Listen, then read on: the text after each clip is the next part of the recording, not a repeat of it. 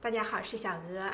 今天10块钱买了一个3斤重的小冬瓜，来分享一下炒好吃的冬瓜饺子。首先把冬瓜洗净，去皮去籽，再擦成细丝。再加1小勺盐，把它给充分的抓拌均匀。腌5到10分钟，杀下水分。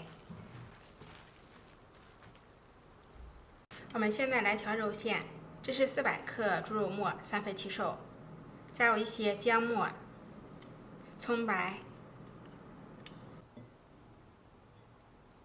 生抽、蚝油、盐，大概是3到4克，再加入胡椒粉。各种调料的比例大家可以根据个人口味进行调整。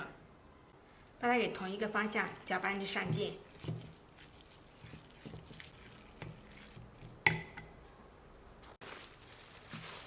冬瓜已经杀好水了，我们把水分挤到一个碗中。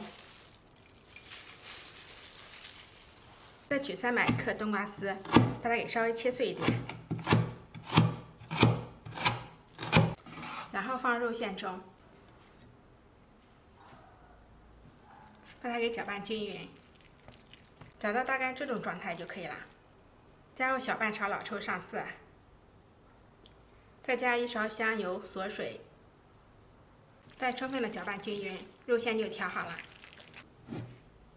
现在来开始和面，估计很多人都想用冬瓜汁和面，感觉里面有营养，扔掉就浪费了。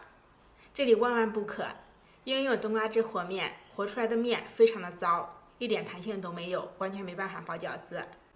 如果不相信的话，大家可以试一下哦。和面呢，500克面粉，我们加入大约260克到270克温水，搅拌成面絮状，揉成稍软一点的面团。饺子面呢要软一些，包出来的饺子才会更好吃。刚开始面团揉不光滑，把它揉好之后放在一边醒5分钟，5分钟之后再来揉，就可以揉得非常的光滑了。接下来把面搓成长条。再切成大小均匀的面剂子，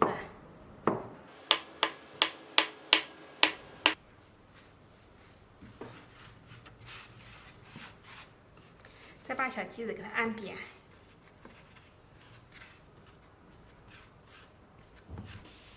再把面剂子擀成中间厚、四周薄的面片，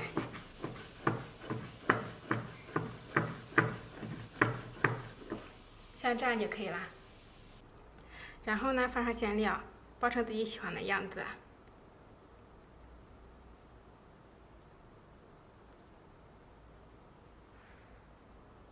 包饺子的时候，面粉的重量一般是饺子馅的1/2重量就可以了。我们全部包好之后，吃不完的可以放入冰箱里面冷冻起来。水开之后下入饺子。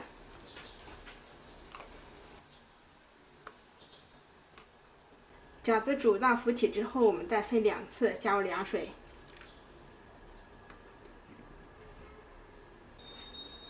煮开之后呢，再加入半碗凉水，